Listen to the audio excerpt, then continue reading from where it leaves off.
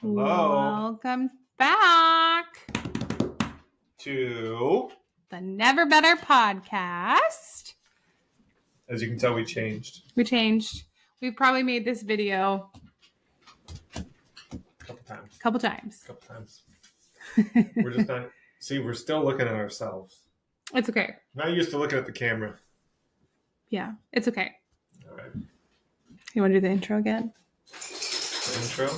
What's the intro? Welcome to the Never Better podcast. Restart? Yeah. Edit this out? Yeah. Okay. Should we act like we love each other? Like this? Okay, hang on. Let me drink some more of this coffee. What is it at the bottom? Okay. Should we put that little thing in front of this? Does that help? I don't think it matters. You have the fuzzy on it. All right. All right. My shirt's a little... Gosh, my nips are out. It's cold in here. All right. All right. Welcome to... Hey, get out. I told you to let them Go. outside. Get. Welcome to the Never Better podcast. All right. Yes. With many distractions. Many distractions. Dogs for days. Yes. Always have lots of dogs. We're tired. And we've done this 5 times now. Yeah. We've changed. We've got some notes. I do. So I think this time will be good. So we're going to have to incorporate the videos that we've already made and make them into... We'll have to just make those. We'll figure it out. Yeah, we'll figure it This is our out. first podcast. Bear with us. Podcast. It's hard to find a way to tell our happy story and then also incorporate the bad as well as the good without making it seem like Really bad. it was bad at all times. Because that's not. If anybody knows us, we're definitely not. We're good together. We're so good together. We're like made to be with each other. It's very weird. Yeah. So we're trying to figure out a way to make it seem like it wasn't all bad. Yes, there was bad in times with the good, but the good definitely outweighed the bad, or I would not be sitting here today. In reality. That's true. That's true. That's a good way She to put loves it. me. I love you. Love you. I love you. Yeah, so thanks for watching. Thanks for joining. Yes. So I think we're just gonna restart. Now that we've got our notes, we kind of feel a little bit more comfortable talking to a computer, which is still strange, but Yeah. I have a hard time just looking at the camera and not myself. it's okay. It kind of just goes the way we have it set up now. It's better. Sure. Yeah. Okay. All right. So Well. welcome to the Never Better podcast. Yes. We're going to just kind of talk about the good and our story and how we met, and Then we'll get into we'll go from there. the meaty. The The meaty meat. meat. The mean meat. The meaty meat. Okay. The mean meat. It was not nice. Okay. Okay. So, you want to do this part? You want to do Yeah. how we met? First, we're doing this podcast because we want to help other people that have been through, are going through, are recovering, people with addiction. So, yeah. Or spouses or significant others. Or loved ones or family members or... that are on the other side of it, going through it. They go through a lot too. It's not always happy-go-lucky. No. But yeah, so this is why we're doing this. And we will have other episodes with questions. I'm going to have hopefully a couple people join an interview as well, as long as they're comfortable with it. I don't want to... It's definitely a very touchy subject, like I think talked about on Instagram or Facebook or somewhere, that it's not really talked about very much, and it's almost like a bad thing to talk about. People feel embarrassed or ashamed, which, I mean, we totally understand, but we want it to be like a safe space. We don't want to like, if they're comfortable talking about it, then we would love to have you on. I've got a couple people in mind that I would love to join and talk about it. Yeah. But yeah, we're kind of excited to, kind of tell our story and maybe possibly help someone that is going through it, like you said, or what are you smiling for? No, I was just thinking, because if anyone that knows me, I can be really an open book and upfront. Yeah, I mean, I think a lot of people on our Facebook friends, and I mean, you don't have Facebook, but a lot of the people are from back home. So a lot of people already kind of somewhat know our story a little bit. But there's some people from Michigan here that are like other family that wasn't like our super close family that knew everything that was happening. I think it's a little nerve-wracking going in and telling everything that happened, because I don't want people to look back and be like, oh my God, Zach's like an asshole. Like, well, I can't believe he did that. So it's a little bit nerve-wracking, I think, for both of us. And like I said, some people from here probably don't even really know any of this. But that's all right. If it can help somebody, like I said, like he said, help somebody talk about it, or you're not alone. It happens, and we would love to talk about it. Yep. So how we met? You want to say it? You want to tell them? Sure. So I went to prom. It wasn't my prom. It was after. But we had known each other. We had met before that. We had met before. We both went to this prom. Yeah. She went with someone else. I went with someone else. So this is scandalous from the start. I ended up separating because the person I went with already had a boyfriend anyways. They just wanted me to go for some reason.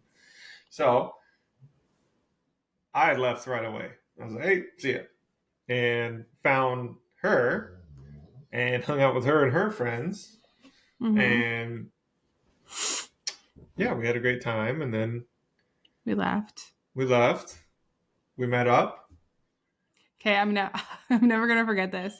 So Zach gave me a ride. You must have given me a ride to my car. I did. Such a gentleman. Oh my gosh, this is so funny. Oh, vroom. Need a ride? Which I was not. I'm not really like a car person. But I did have a cool car. Zach had a very cool. He and his dad built a 65. I always get, my mom's born in 64, so I was saying 64, but 65 El Camino. Yep. So he had this, muscle car, right? That's what you guys called it. It's muscle's car. Sure. Yeah. It was really nice. But I'm not a big car person, so I wasn't really like impressed with the car. I mean, it was very nice. Loved it, right? Can I keep talking? Oh, yeah. Okay. So anyways, long story short, he had this car. Thought he was just the coolest person ever. It was a really cool car, but like, again, I'm not a big car person, so I wasn't like super impressed. Like, oh my gosh, this guy is so cool. But anyways, so we left prom early. I'm not a big dancer. I'm a very shy person. Bentley, our dog won't stop barking. I'm gonna pause. I waited. I'm back because I saw that I'm in pajamas, but whatever. That's okay. I got pajama bottoms. It's like COVID I had to show you my baby. I miss you, baby. Your first baby. You're forever mine. I'll buy her back one day. I swear. Yeah, Yeah. Well, maybe. Yeah. Whatever. Yeah. All right, so we'll get into that every time. Anyway, so we left prom early. I'm not a big dancer. I'm not. I was extremely shy. I was not like I am now. Very shy. So we left early. He didn't want to be there. You don't dance. We don't dance. We're just very awkward. So again, we left early for the millionth time, like I said. And I don't know when you would give me your jacket. Maybe it was in the bus. I don't know. But at some point he had given me his jacket. like his like suit jacket, whatever. So he's like, oh, like, let me give you a ride to your car. Once we got off the bus, his car, you must have parked like we weren't parked in the dirt, were you? I don't know, wherever. But I gave you a ride. Gave me a ride, like 2 feet probably, to my car. And I go to take the jacket off to give it to him, like, didn't think anything of it. And I went to go to like, I turned to like give it to you. Yeah. And then he kind of gave me like a hug. It was like a, it was the most hilarious thing. That was like, oh, okay. Wasn't expecting that, but like, all right. And then I think a few of us went back to my mom's house and hung out. And ever since then, we kind of just clicked. No, we were like inseparable ever since then. I would go to his house and watch him play drums for 1,000,000 hours. Yeah. I love to play drums. Yes, he played drums all the time. Played a lot. A lot. He's an amazing drummer though. I always wanted to play the drums, so I didn't mind. And it was fun. Yeah, it was cool. So anyways, that's kind of how we met. We've got our notes. Yes. Let's see. Topics. So yeah, that was 2010. Yep. So right? What? 2 years later? 2 years later? Say a year later. What? We got our first place. No, that was like 3 years later. Okay, whatever. So it was 2010. I was 18, and then when I was 21, we got our first apartment. Because I remember being 21 because we used to walk to those restaurants and stuff. Yeah. So I was 21. So that was 3 years later. 23. Mm-hmm. Yep. Oh, okay. Yeah. That makes sense. Yeah, got our first place about 3 years in. That place was really cool. I love that place. We had a lot of fun there. Yeah. We did. It was really cool. It was right down the street from like the mall and every restaurant downtown in Valencia. It was really cool.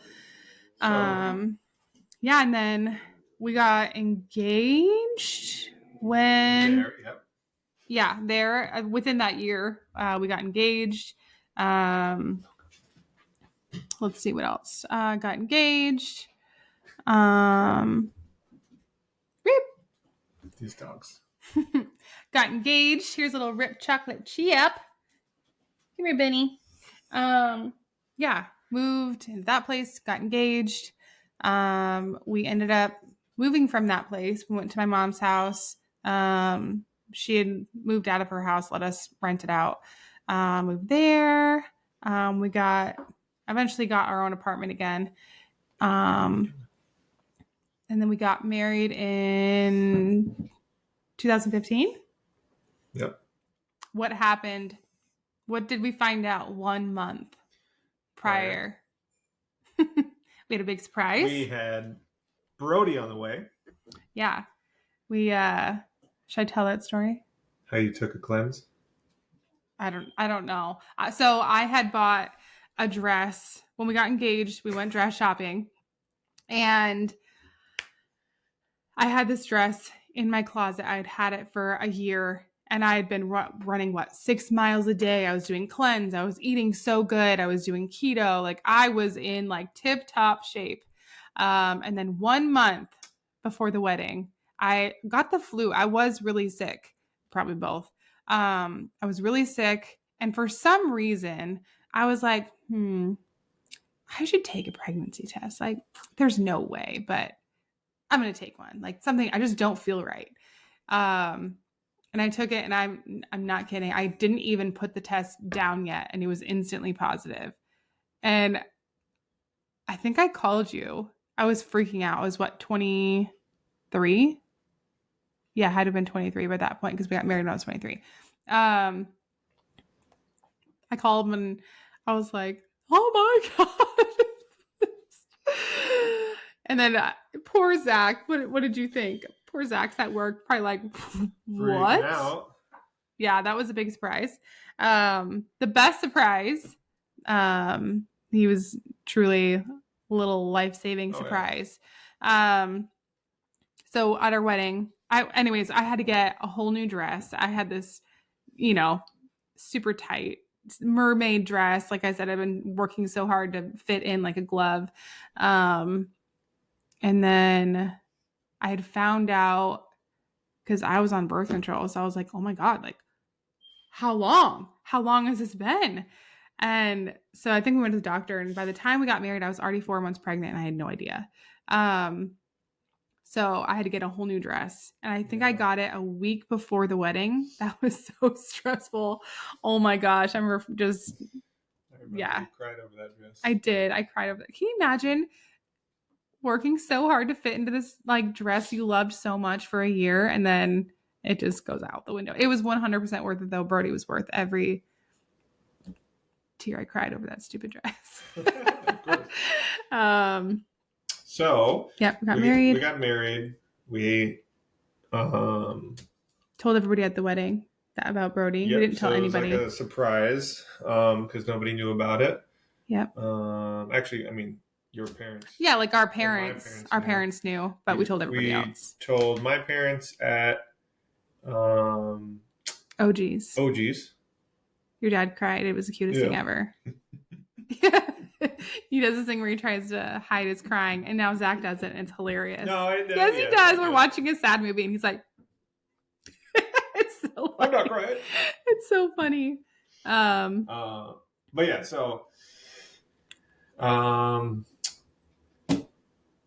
we had our venue. That was a pretty cool venue.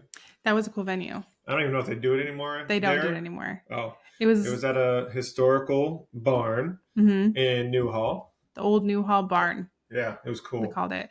It was in someone's backyard. In it too, didn't it? Wasn't it like a jail or something? I don't know. I don't know. It was pretty cool though. It was just cool. So then short time after all that, we ended up. So we're fast forwarding a little bit. We had Brody. Yep. Life goes on. I'm a plumber. You were a pharmacy tech. Yeah, I worked at CVS. Yep. And so then came time that we decided to move, and we moved to Michigan. Yep. Brody was about family here. Mm-hmm. Brody was about 18 months. She transferred her job here. And so then we moved out here with everything we can fit in a Nissan Versa. Little hatchback. It was miserable. Nissan Versa with an 18-month-old in the back seat. We had sold everything in our apartment, our clothes, like anything that didn't fit in duffel bags that fit into. Look up a little 4-door Nissan Versa. That's what we had. That's what we moved across the country with. It took us 3 days to move here. Like the seat was forward, my knees were touching the dash. Mm-hmm. Every once in a while, I would just be like, "Oh, I gotta get out of here!" And we did. We tried to stop as much as possible because we had Brody. Like he was a trooper, though. He was so good. Brody was great. He was so good. He's always been such a good kid. Like day 2. Yeah, I think probably car sickness. Probably we had just eaten, and then we got in the car, and it was probably just like over. Yeah. But so then we moved here, and when we moved here, we had.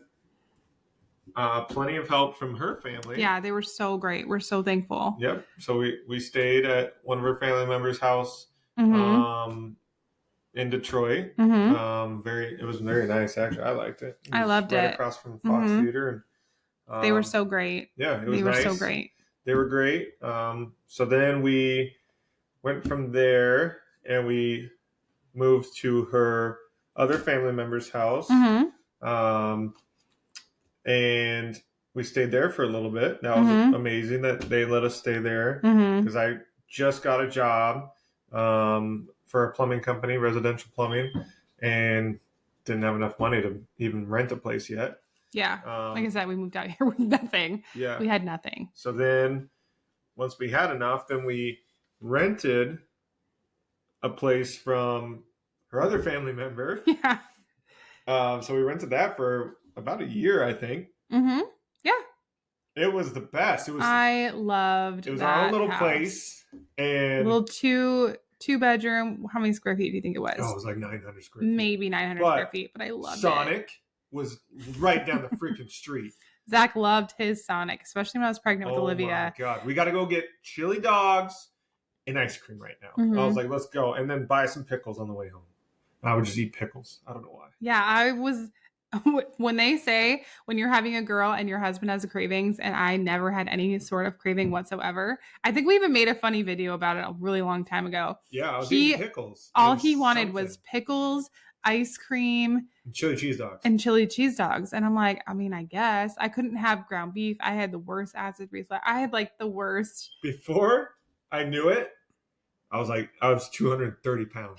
Yeah, you did. You gained a lot of weight. Oh my God, what happened? Yeah. I don't know what happened, dude. All that ice cream. I think we were at the beach. We had taken Brody to the beach. Oh, I saw when I was pregnant, myself. and you saw yourself in like a tank top, and you're like, God, who is that? Oh my God. You. I'm like, it's you, obviously. Damn. That's what I was like. So that's when we started keto and then turned into Weight Watchers. Yeah, we did that for a year. Well, I had really bad acid ever since I had Olivia. I had really bad acid reflux, so I had to go on this like crazy diet. I couldn't have anything acidic, and that helped a lot. And then you kind of went on that too, and then we did Weight Watchers, and we definitely need to go back on that because my weight just kind of went up and down and we're up and down, but we're a little never jiggly right now. Again. No. That was insane. But anyways, so that we're that family helped out tremendously. Mm-hmm. Otherwise, we'd be living on the street until we figured it out. Yeah. So thank you. Yes, thank you guys a million times over. Yes. So then we had Olivia at that house. Yep. So we decided to have another one, and this was planned. We knew this one. So we had Olivia at that house. It was when she came, scary moment because Brody was so like and elbowed her when she was like ready to pop, and they had told me, "Oh my God!" And she ran to the bathroom. I'm like, "What? Did you poop? Did you poop yourself?" And she's like, in the tub, and she's like, "My water broke," and I'm like, I was like, "Oh my God, no!" So I was laying on the couch, and Brody he's both my kids are so. They just have everybody's kids. They just have no personal space. So he's laying with me, and he's 2.5. He's sticking his bony little elbows like right into my stomach. And I remember being like, "Oh my gosh, Brody, you have to be careful." I think they were trying to induce me on 4th of July, and it was the 31st. This must have happened on the 31st. And I was like, I kept telling them, I'm not being induced on 4th of July. And they're kind of like, well, too bad. Like, I'm like, I do not want a baby on 4th of July. I'm not doing that. Absolutely not. I just didn't want a baby on a holiday. I just don't like that. And it's like, you have to share your birthday with the holiday. I didn't like it. So, Brody's little elbow, I was like, man. And so I'm like, man, did I just pee myself? So I stand up and I'm like, oh, like, I think my water broke. My water didn't break with Brody. I was in labor with Brody for like 3 days. That was awful. So with this, I was like, man, this has never happened to me. It didn't happen to anybody that I know. So I'm like, oh my God, I think my water broke. So I'm laughing. I'm standing in the tub laughing hysterically. And it's just my water's break. Like, it's everywhere. I'm trying to calm him down. I just see Zach sprinting past the bathroom, back and forth, panicking. And I'm Where's all of our stuff? Where's our bag? Yeah. And I'm like, call my mom was 45 minutes away.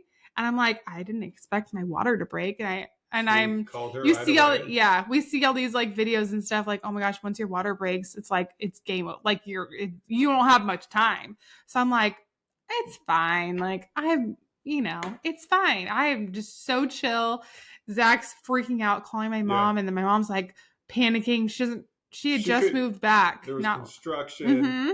She got lost. So thank God for my cousin Chrissy. She lived right down the street. I don't know why we didn't call her to begin with. Yeah. Well, probably because we didn't know how long we were going to be there. And we're not going to just pawn Brody off on her, until, okay, we'll see when we get home. No, so we called her. I'm like, hey, my mom's lost. Like, my water broke. Is it okay if you, come over and watch Brody until, my mom gets here? Of course, she's like, oh my gosh, yes. Yeah, I'll be right there. So she was there in 10 minutes. So we're driving there and I'm calling my family and updating them. And I remember my sister being like, oh my gosh, your water broke. It was an hour. We had waited a long time. And we were, I was still in labor for 12 hours. Yeah. It was fine. So we had Olivia at that house. Mm-hmm. And then shortly after that, we went over to one of our from work, best friends now. Next door. So we went to my buddy from work house to play Monopoly, and it's a funny story another time. But to play Monopoly and have dinner. And then he's like, "Oh, hey, my neighbors are selling their house. If you want to go look." So we hopped the fence, and I'm like, "Oh yeah, I'll never be able to afford this, but this is nice." And then we come back home, we came back home, and she's like, "We have to buy it." I was like, "Oh my gosh, that house!" Because out here in Michigan, everything is like wood paneling, and it's very like old fashioned. It's not like California. Nothing's like painted. Not everywhere, but like most houses, like if you try to buy a house now, unless it's been totally remodeled, like it's really hard to find a house. Some dated houses, not all of them, but yeah. This guy's bougie and has to have like whatever. So I was like, "Oh my gosh, this is like painted exactly like we wanted." Like I fell in love. The front has like a walkway with bricks. That was like and like 2 double door. Oh my gosh. It's just, I walked in. I'm like, oh my gosh, does not look like a Michigan house. Like I felt like we were kind of like at home, like California houses. So I'm like, oh my gosh, there's a beautiful yard fenced in. Nothing's wrong with Michigan houses though. No, they're just different. That's something that we're not used to. We, born and raised in California. It's just so different. It's just different. The houses are stucco, all of them. Here it's like roofs. Bricks and wood panelings and wood. Like I'm just not a wood person, like the original, and that's okay. Whatever. So keep going. So ended up figuring out. Yeah. Everything actually fell into place. And we got the house. So that was good. Then as time goes on in here, we renewed our vows. Yep, last year we renewed our vows. Yep, last year. So that was really cool. Mm-hmm. We did it at a historical barn, like place. Kind of? It was like a barn. It's like a historical town that they moved to a park. It's Goodall's. Yep. It's like a really cool park with like a bunch of like old churches and stuff like that. Yeah, it's pretty cool. It's pretty cool. So we did it there, and then we did like a horse and carriage ride. Yes, that was actually cool. I think my grandpa Mike and my mom and my Aunt Whitney, they all did that for us. They surprised us. We got to that was super cool. Take the kids and go around the whole park in a horse and carriage, and it was fun. It was super cool. So, and now, fast forward to now. Yeah. It's working away. Yep. Zach's still working in the same company. Yep. So when we first moved out here, got hired in at a plumbing company. Still working for the same company. Mm-hmm. So moved up slowly but surely to, I guess, service lead, supervisor, whatever you want to call it. Yeah. So yeah, it's been very good. Mm-hmm. They've been great to us. Mm-hmm. Yeah, we wouldn't be here. Yeah. Today without that job. Yeah, that was great. So it's been great. Yep. And now you work at the hospital. Yep, I work at the hospital in the ER,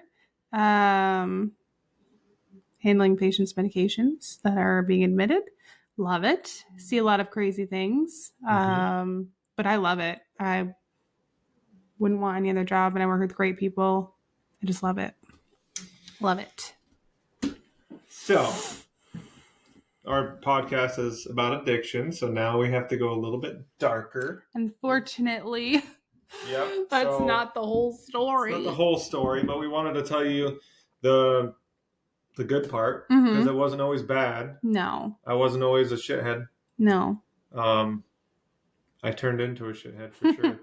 Yeah. The first like 3 hours that we had filmed this, we watched it back and we're like, it was just me talking about me being a shithead. This is like so depressing. No one's gonna want to watch that. Yeah, like we want to tell our story. Like it's not our whole relationship wasn't just like this chaotic, terrible, up and down roller coaster. Like 90% of the time, it was so great. Like I said, good. Ooh, sorry.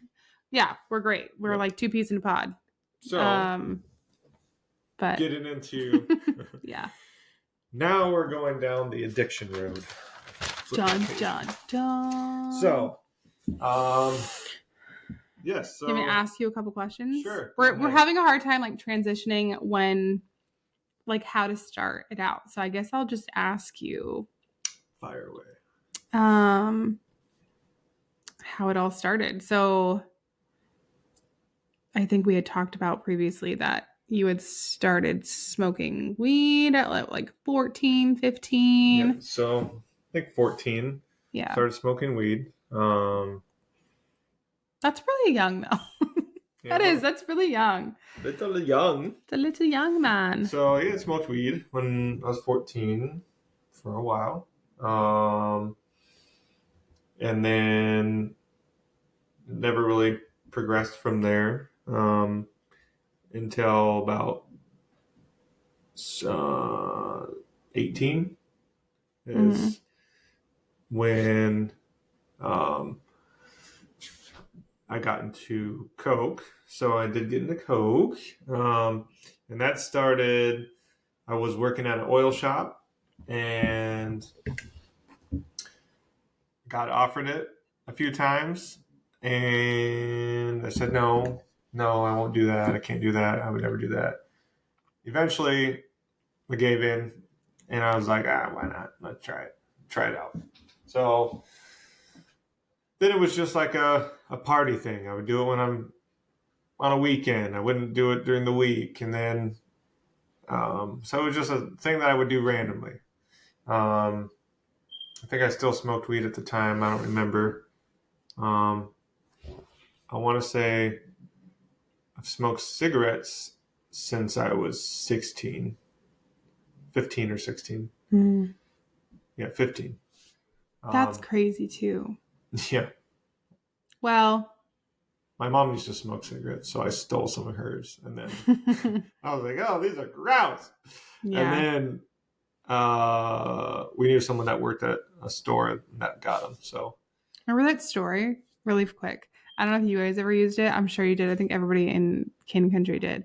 There was one store, I think it was off Sierra Highway right there. It was a liquor store, and they would deliver to like underage kids, like alcohol, and this was like way before you. I was like 15. It was, they would come to your home and deliver you alcohol. Sunshine? Maybe. Sunshine parties. And they would not ask for an ID or anything. I'm like, clearly you know that we're all underage. I was reading that thing. Yeah, we were all very getting underage. Off track here. Yeah, okay. But I just thought about that and I'm like, that's probably where you got them from. I don't know. But yeah, so I smoked cigarettes, smoked weed, got into coke at 18. So then I was working at the oil shop. I was 18. Worked there for about a year or two, maybe a year. I don't know, something like that. And then I met you. You were still working there when you met me. Yep. So I met you, and so she kind of knew that I dabbled with cocaine. Yeah. Didn't think it was like something. Thought it was like a one-off thing, not something that I was. No, I didn't think it was a one-off thing. We were in. I wouldn't say like the party. How would you explain that? Like, we weren't like partiers, but like on the weekends we would go. Friends are having parties. We'd go to parties. She knew I did it. Yeah, so. I knew he would do it.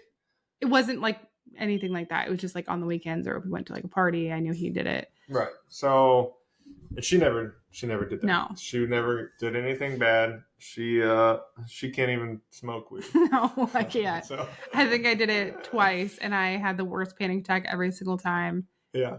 I can't touch anything like that. I can't do it. So good for you. Yeah.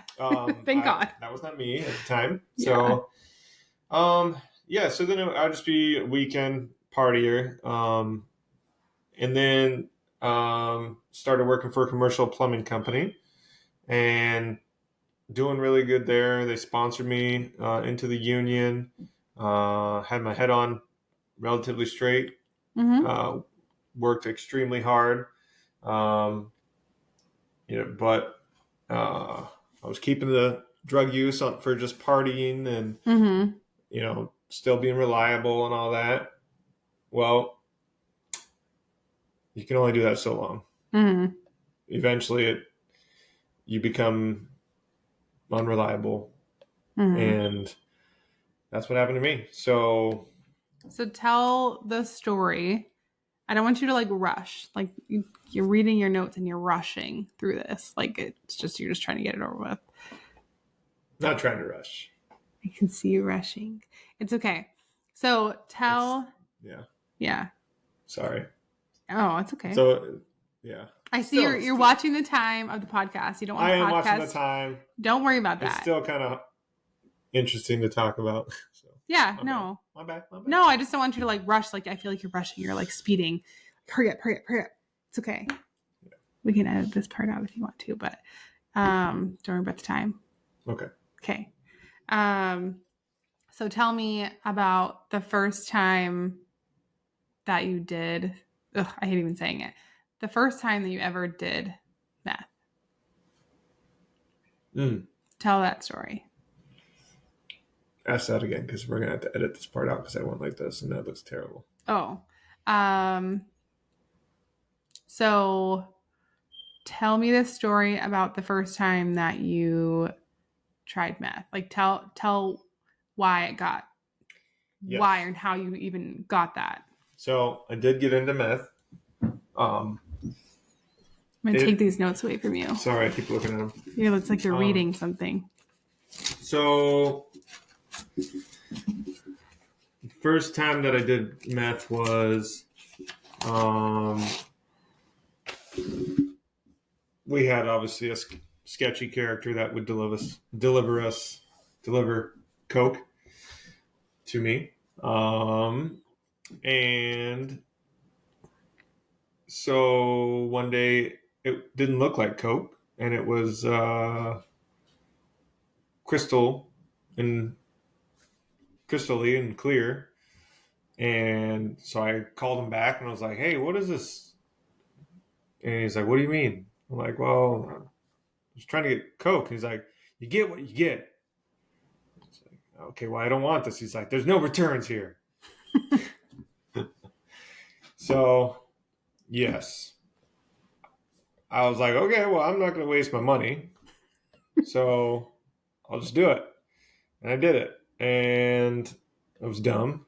So dumb. Because I knew other people that were going through the similar situation, and I shouldn't have done that, but I did. I know you had mentioned in like one of the recordings that we have done podcasts try to do this. You had said that when you were still just doing cocaine that you would look down on people doing meth, like yes, that you thought they were like dirt bags and look down on them for doing that and that it was dirty. And because I did know some people that were doing that, and I was like, oh, I would never do that. It's just do coke, like just do this. Yeah, this is so much better. It's not bad. That's what I thought, and well, I eventually got into meth, and then it was obviously cheaper, lasted longer, and I got addicted to it. So still kept it what I thought was under control. And I mean, and I had no idea. Yeah.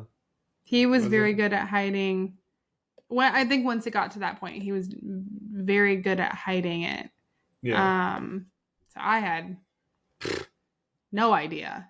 No idea. Not about meth. No. I think there was one time, and I think about it, it actually pops up like every single time in my Facebook. We had gone to a baseball game, and I had just got out of work. We had to hurry up and go down to Dodger Stadium, and like traffic in California, going to the Dodger Stadium alone was like you had to hurry up and get out of there. So I think you had met me. I don't know if you remember this. You met me at my work, and I was going to drive and go down there. And I remember I want to say you started crying out of nowhere, and Zach is not a crier. He does not cry. Like, we joked about him crying for shows now with like sad movies, but prior to like now that we have kids and we're older, he was never like that before. He never cried. Do you remember this? No.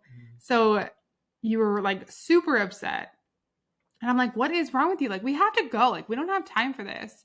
And you're like, man, like, I think you were trying to make me believe. You must have gotten into that, and you must have felt guilty, knowing you.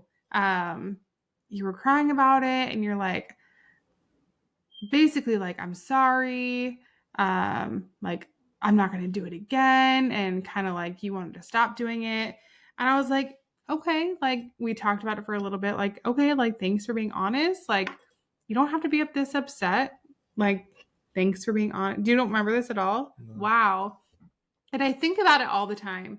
Now that I'm older, I'm like, if I would have just sat there and listened and like didn't worry about the game that we were going to be late to, if I would have just sat there and listened, like, could that have changed? Like, was that him crying out for help and I was just so young that I just was so worried about this stupid baseball game? Like, I wonder if that could have like changed anything. But I mean, I don't think it would have, but I still feel bad every time that pops up in my story about this baseball game. It pops up. We had pictures, and I could tell you were pretty thin at that point. Mm-hmm. And I'm like, man, that I feel so bad every single time. Like, I wish I would have listened a little bit more. But gosh, being like in your early 20s, you're not thinking about that.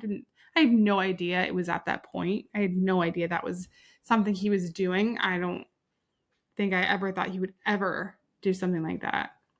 Yeah. Whatever, that just popped up. I still feel guilty about that. Oh, don't feel guilty. That was my own doing, honey.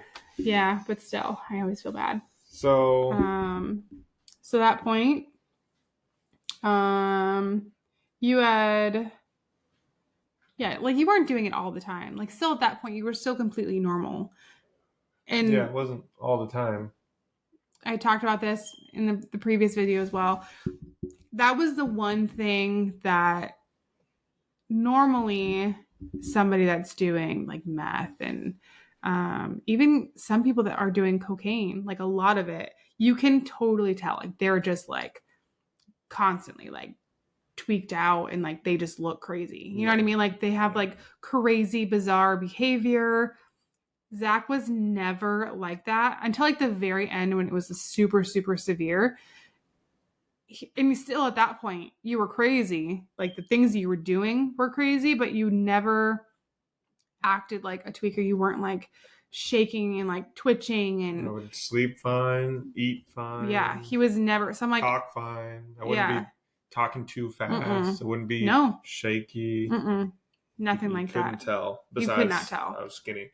Besides, he was skinny and did some weird shit towards the end. Yeah. Yes, I did.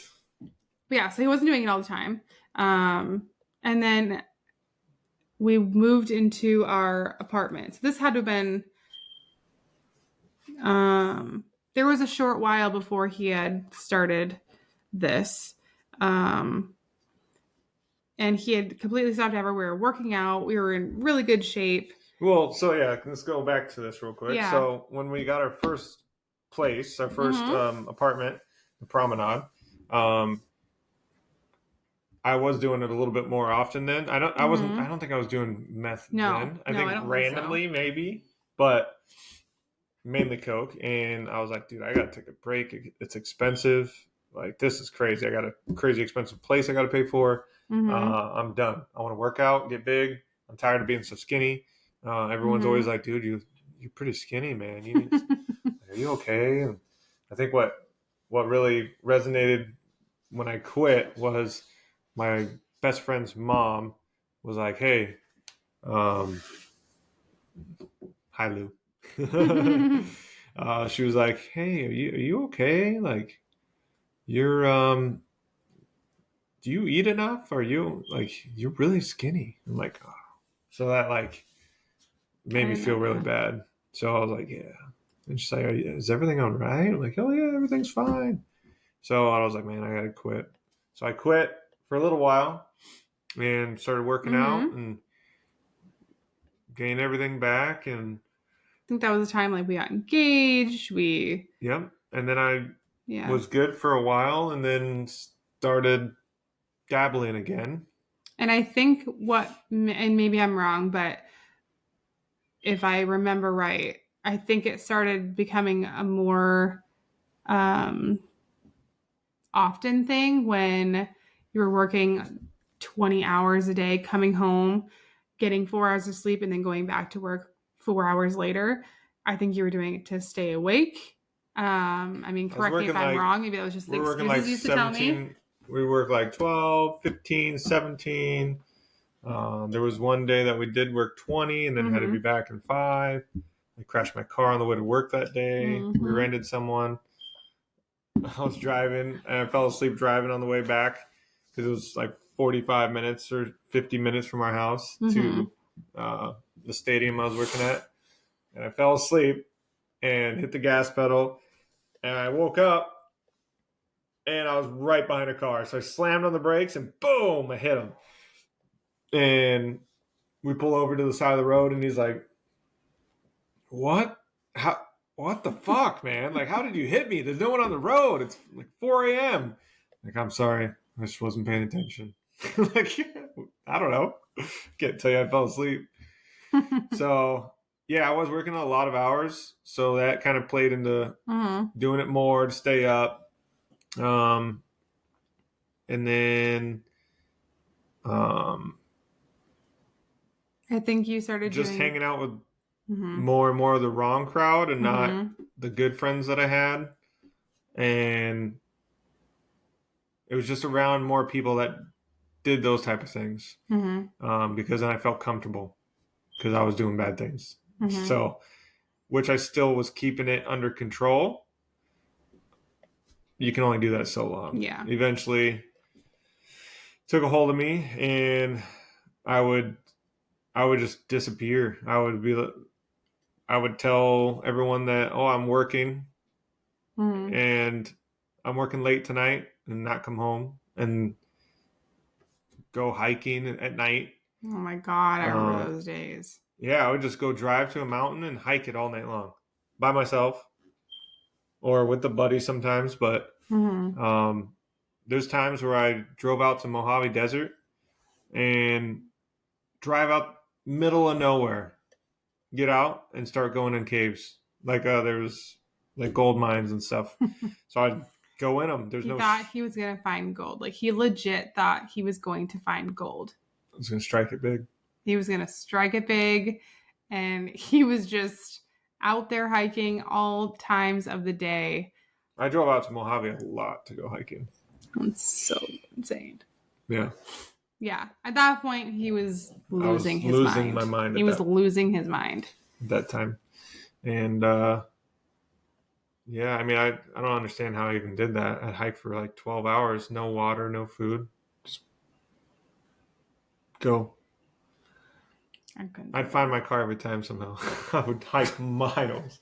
So stupid. It was bad. So, yeah. So I got into it pretty heavy. Towards the end, before we moved, I was smoking meth every day for a long time. Yeah, at that point, I don't know, a year or two. So I would say the last. So when Brody was born, we were still in our apartment. I think you were pretty. I wouldn't say good, but it wasn't at the like worst part yet. We had Brody, and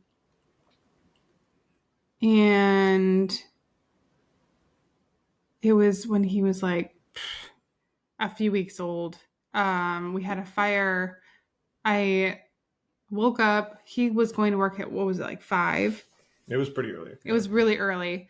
And I don't know if I started the dryer or maybe I walked past the dryer. I think I started it when I left. Oh, okay. I don't know, but you got up or something? I got up to say bye, and for some reason, we had one of those stackable washer and dryers in the hallway in the to hallway. Get out of the apartment. Yeah, so like you walk into the apartment, there's a hallway, and we were on the second floor, like above the garages. And he had left, and I walked down the hall. Brody was sleeping, and I heard a click, like a weird click in the dryer, and I'm like, that's weird, like that's not normal. And so I like opened the door to the washer and dryer, and I see in the crack of like the stackable there was like orange, and I'm like, that's weird. I've never seen that before. So I'm like looking and I'm looking and I'm like, holy shit, it's on fire. This whole thing is on fire. So I'm like, oh my God, what do I do? I had our giant dog. Brody was maybe 3 weeks old. He just got out of the NICU. We were home finally for like 2 weeks. Yep. And so I'm like, okay, first thing is like Brody, obviously. So I run to my room. I get Brody.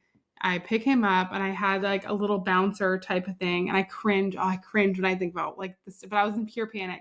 I pick him up. I put him like we had like a big patio. And then we had stairs going downstairs. And we had a neighbor that had just moved in the previous night before. There was nobody next to us until, that night. And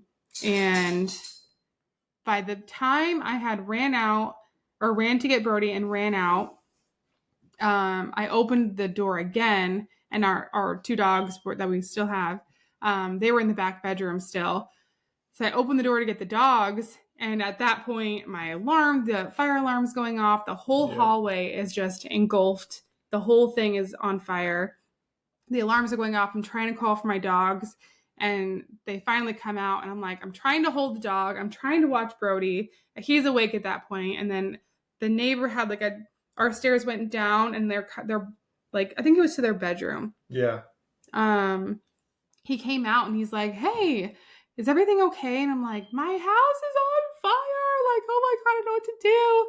And I tried calling him. He had left his freaking phone at home. Yeah. So he had no idea what was going on. I called, obviously, the fire department. The neighbor was calling the fire department. He runs over. I think he was barefoot. It's like so early. It's so dark out. He runs into the house, opens the door, and it was even worse. Like Brody's bedroom was completely a total loss. All of his baby stuff that we had just got. Oh, it was so bad. So he's trying to throw baking soda on it. He's trying so hard to help. The lady was like, come into the house, like bring that baby over here. So we like put Brody inside. The fire department came and put it out. And then my mom came, and then we were out of that place for a little while. But obviously, I think I had called somebody at your work, or maybe I called someone at my work. You got a hold of me. I came home, and that was crazy. And then the following day, I don't think we talked about any of this. Zach got fired from his job. He did. So the following day, the foreman out, you're losing weight. What's going on? Do you need help? We can help you. I'm like, no, I can figure it out on my own. Okay. And then they brought me into the office another time, like, hey, you've been late a lot. You're not looking the best. What's going on? We're going to send you in for a drug test. I'm like, okay, that's fine. So they sent me to a drug test. I drove before I went to the drug test, and I got some fake pee and passed that drug test. But the last straw was after that fire, and I was late the next day. They're like, go to the office, you're done. So I went to the office. They're like, hey, we're going to send you for a drug test. Told them, I'm like, I'm not going to pass. There's no point in me going. So they're like, all right, then you're fired. You're done. And I still remember to this day what he said. I stood up and I went to shake his hand, like, I'm sorry I let you down. He's like, you didn't let me down. You let your family down. And I'm not going to shake your hand, or I'm not going to shake the hand of someone who what was it? I'm not going to shake the hand of someone that doesn't care about their family or something like that. I don't remember exactly what he said, but it was like an eye opener. I was like, whoa. So lost my job then, and went on obviously unemployment or whatever, and just hiked more and did more drugs, and we ended up losing my mind to a point where I went to rehab. Yep. So he had been missing for like a month. I had to file a missing persons report. I had no idea where he was, and he wouldn't call anybody. Nobody knew where he was. I think at one point, 2 weeks in, I wasn't home. And he had broken into our apartment, climbed like the fire escape ladder, broken, stole guns, stole Xbox, like a whole bunch of crazy stuff. And then a couple weeks after that, it was like Christmas time. I think it was the day after Christmas. His dad found a really good rehab not too far from us, and they had availability, and he was able to go, and he agreed, and he went. Yeah, I was done hiding stuff from the family, hiding everything from the family. You had nothing. You had absolutely nothing at that point. I was broken, and I was like, yeah, I just want to stop. So went to rehab, and I was good after rehab for, I want to say like, I don't know, a few months, right? Yeah, a few months. You were good. Okay. Yeah. And then we had moved into your parents' house. And then I think you hung out with more bad people, and then it still hung out with the same people, even though I was being good. Oh, you know what? You said when you got out of rehab, in the previous videos that we made, you said you had a debt to pay off. I did. So I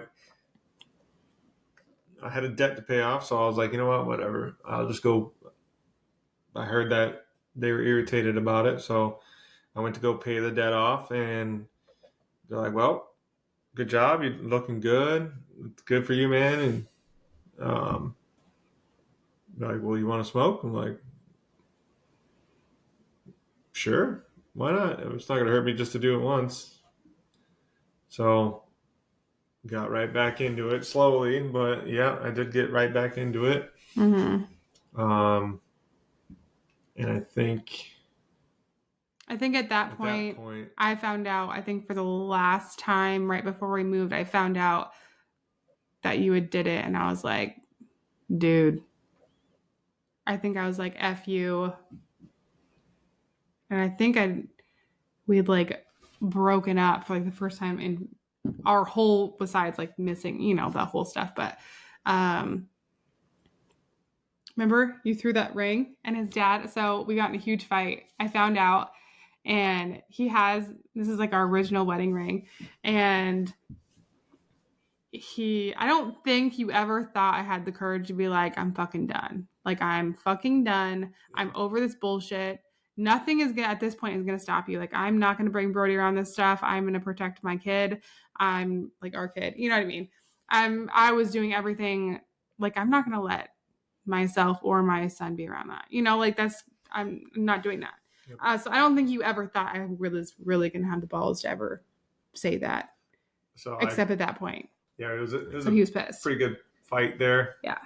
Well deserved. Yes. I took off my wedding ring, and I chucked it. Just in like the houses there are like just dirt. I just threw it. And my dad ended up finding the ring years later, right? Yeah. He was redoing his lawn. His front landscape. And I think he said he was like weed whacking or on a tractor. I think he was on his tractor, his little thing. He saw something shiny. So he got down to pick it up, and he's like, holy shit. This is his ring. So and he brought it here. They shipped it to me. No, he brought it. I think. They bring it? I think they brought it, or maybe they shipped it. I don't know. I don't know, but I got it. He's got it. I got it. So I'm like, that is so cool. So I got my original wedding ring back. Yeah. So that was cool. That's a cool story. So I think at that point I was so effing done. Yeah. And then I think after a couple weeks, I think you stopped doing it. You were doing really good. You were gaining weight again. You looked super good. That was that one time when your parents watched Brody and we went to that sushi place and it was like the most awkward, worst sushi ever. It was, yeah. And then like it was fine for a little bit and then I could tell he was doing it again. And I was just like, whatever, I'm going to take care of myself. I'm going to take care of Brody. You do your thing. I'm going to do mine. Like it is. I didn't know what to do at that point. I had no idea what I was doing.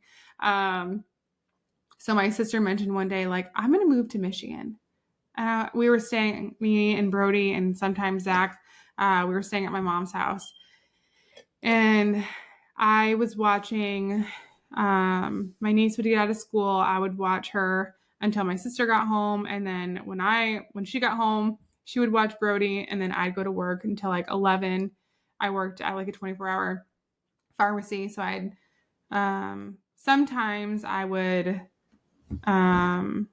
pick up Brody, go back to his parents' house until him and his dad got into it and we got kicked out basically. So she was like, I'm going to move to Michigan. I'm like, well, if you're moving to Michigan, then I'm moving to Michigan. Like, we don't have our own place. Zach's just like, maybe that'll be good. I think we had talked about it. Yep. And we both agreed, like, I think that would be a good idea. So I think I called my dad one day crying, like, I'm moving to Michigan. He's like, what? What do you mean you're moving? Like, he had like, what are you talking about? I'm crying, like, I'm moving to Michigan. I'm going to transfer my job. And I told him what was happening. And poor thing. He was just kind of like, okay. Like, I don't even know how he truly felt. I'll have to ask him. But I don't think he believed me. I don't think anyone believed that we were actually going to move. Yeah. I don't think so. So transferred my job there, right? Yep. And I was still doing meth. And up until the last day of moving, I almost didn't show up because I was too scared not to be doing meth anymore. I didn't want to stop. And how was I going to live a sober life? I've been doing it so long now. So I was just like, first off, I don't know anyone in Michigan. We're just going to move to Michigan and I got to be sober.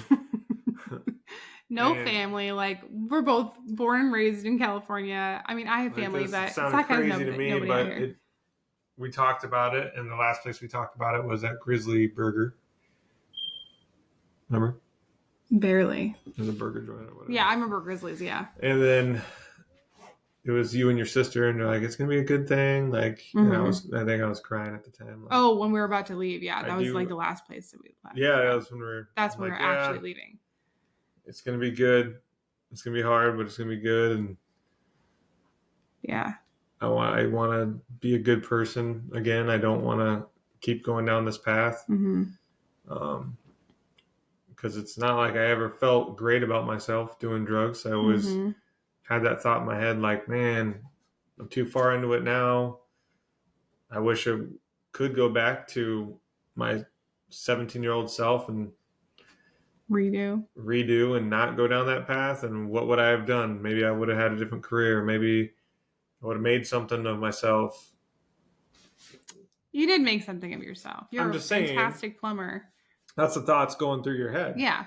That keep me on the negative track is that, I don't know, you're a screw up. That's what I was thinking all the time. You've messed up too bad. There's no going back. Yeah. So it was definitely a struggle to obviously get clean. So we moved out here.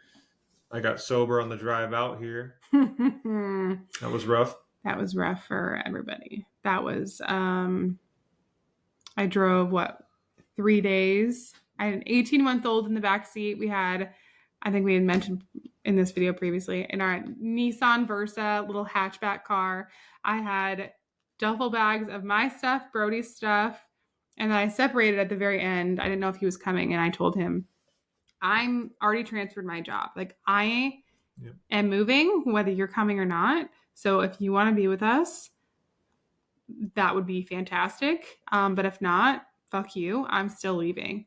I think it was like the night before, and my dad's like, I'll drive with you. Like, you're not going by yourself. I'll drive with you, and then like I'll fly back or I'll do something. We did not think he was going to come. We did not think he was going to come at all. And like he said, it was like the time. No, but it's part of the story. It is what it is. Mm-hmm. But yeah, up until the last second, he's like trying to like bring these like, I don't even know what but he bought a bunch of random stuff. And I'm like, we have to go. Like, we have to. Are you coming or not? And thank God he did. So yeah, the 3-day drive with someone. It was rough. Coming off of that, and an 18-month-old and driving across the country. It was scary and crazy experience, but I mean, coming out here, it was the best. Getting sober was rough. I mean, for the first month staying at her family's house, I'm sure I wasn't the most pleasant. I was trying to be nice. I feel like I was. You were nice. It was just I was going through a lot of shit mentally, and honestly, I don't know. Like, they're probably gonna watch this, maybe. Like, I don't think anyone had any idea how bad it really was when we first got there. We didn't talk about it. I don't think anybody really knew. Maybe my dad had given them a heads up. Kids are calling. But I don't think anybody really had any idea how bad it really was. Yeah. And we hit it pretty well. So then, when I sobered up and I got the job, I didn't. At first, when I first got the job, I was nervous because I'm going to people's houses, and sometimes you're around people that you can tell that party. So I almost had to quit when I first started. Within like the first month, I almost quit just because I didn't think I was going to be able to. Yeah, you called and you're like, I don't know if I can work at this job anymore. Like, if I can do it, because I'm gonna search for drugs and I'm gonna find them. So I was like, do what you got to do. If you can't work there, then quit. What I'm gonna do, but this is such a nice place. Let me just keep going. And so every time that I was just having a hard time, I just call her, talk to her for a little while, and so that definitely helped out a lot with the racing thoughts and just having someone to talk to when you're thinking about relapsing. So, and I didn't drink for the first, I don't know, year I was out here, maybe more. He was completely cold turkey. Straight sober. What? So crazy. Like 6 months into moving out here, I quit cigarettes. Yeah. I was like, you know what? Every time I lit the lighter, I was imagining smoking meth. So I was like, I would just be like, light it, and it would just remind me of smoking, and then I would be it would just mess me up mentally. So I was like, you know what? I want a new car. I don't have one. All that money I'm spending on cigarettes, spend on a new car. Yep. And they'll help me with my mental state. So I did that, and Did I move this or did you move that? I don't know. Oh. So then quit cigarettes too. And I'd say at about a year or a little over a year, decided to have a beer now and then. Have some wine. And I'd go through stages. I'd drink a little bit, and I'm like, oh, hey, I'm drinking a little too many days in a row. I'm always on it. I'm still to this day like, hey, you're drinking a little too many days in a row, or like, hey, you're drinking a little too much. Stop. And he's like, oh, I see it. Yep. I get it. I'm sorry. And I was able to control it. And so over time, goes up and down. You drink, you don't. You drink, you don't.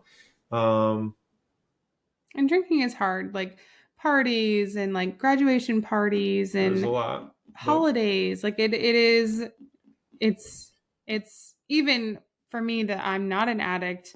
It's really hard even for me. Like when he's not drinking, I'm not drinking. Like I'm not going to come in here and be like, oh my God, I had a bad day. Like I'm going to drink some wine. Sorry. Like and he tells me like, you're more than welcome to, like, it's fine.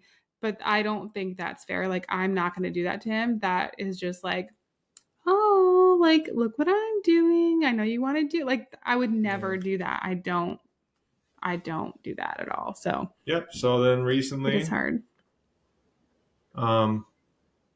Started drinking too much. Mm-hmm. The last few months, I think I drink quite a bit. Yeah. To where last couple months, summertime, like I said, I drank a lot. Family visiting, like it got, he's at the high point. And so that's no more drinking. Yeah, I think I'm we're an addict. Done. It doesn't mix. No. Everyone says that. And I was like, I'll be the one that can. Mm-hmm. No, it doesn't work. Nope. It just, it's just. You just can't do it. It is what it is. And I'm an addict, so can't drink either. So that's good. Oh, it's all good. It's all good. Yeah, I can't control it. I'll drink one. I mean, I'll drink one as fast as I can to make one real quick to drink, and then have a sipper. Yeah. And that's how I start drinking. So it just gets. I don't think normal people do that. No. So, no. Or even like wine. Like I'll have one glass to like sip on it and just like chill and watch a movie and like get a little sleepy and go to bed. I'll have two and then have one. Yeah, or he'll like drink a little, like we have these glasses that like are like pretty not measured, but like there are glasses to where like it the way the wine glass stops, like that's where you stop. So you only pour like this much. By the time I'd be done like barely sipping on that one and be done to like pour a little bit left, there was like barely anything in the bottle. I'm like, dude, like she was constantly mad at me. So yeah, it's just not worth it for how hard and how far he's come. And like just the waves of it, it's just not worth it, and it's annoying that I don't want to have to keep like, I wouldn't say babysitting, but having to be like, hey, how many is that? Like it's annoying for me, and I'm sure it's annoying for you to be like, I can't even have a glass of wine without you being like, oh my God, you drank that too fast. Like it's just not worth it. It's not worth it. I mean, it's not. I put her through a lot back in the day with hard drugs. Mm-hmm. So when I'm slipping and I'm drinking is another drug. So some people can control it. Some people can be like, I'm just going to drink on the weekends. And I thought I could for a little while, but I thought I used to be able to do drugs the right way. I had a doctor tell me that. Oh my God, I forgot in our other video. Yeah, so it was like, I don't know, halfway through when I'm smoking meth every day and I was just doing dumb shit all the time. I was like, I'm so over this. I hate being a shitbag. I hate, always letting her down, always pissing off somebody. I was just a douchebag, not reliable. You're just an asshole. Yeah. So I was tired of that. So I went to the doctor and I was sitting in the parking lot debating to go in there to go ask for help or something. I don't know. So I'm smoking meth in the parking lot. I'm like, okay, I'm going in. Because I was falling asleep in my car. So I smoked to wake up a little bit. So I went to the doctor and I was like, hey, I just came in here to get help. I'm a meth addict. She looks at me like, what? And I would say, she's like, okay, so how often do you smoke? Every day. Every day. I'm like, yeah, every day. Okay, let's check your blood pressure, check this. She's like, I don't think I believe you. I'm like, what do you mean? She's like, who would go in there and say that? Your blood pressure is fine. Your heart rate's normal. I was like, I smoked out in the parking lot. She's like, no way. I'm like, she didn't believe him. Yeah, I smoked before I came in here. I'm still a little tired right now. And she's like, you must be doing the right amount because Makes you so everything angry. looks fine. And I was like, well, I want to quit. Like, what do I do? Is there something I can like take to like get off of it? And she's like, there's no magic pill. You just have to quit. Okay. Like for someone going in there and saying like, hey, this is what I'm doing. I need help. Like I don't want to do this anymore. I need help.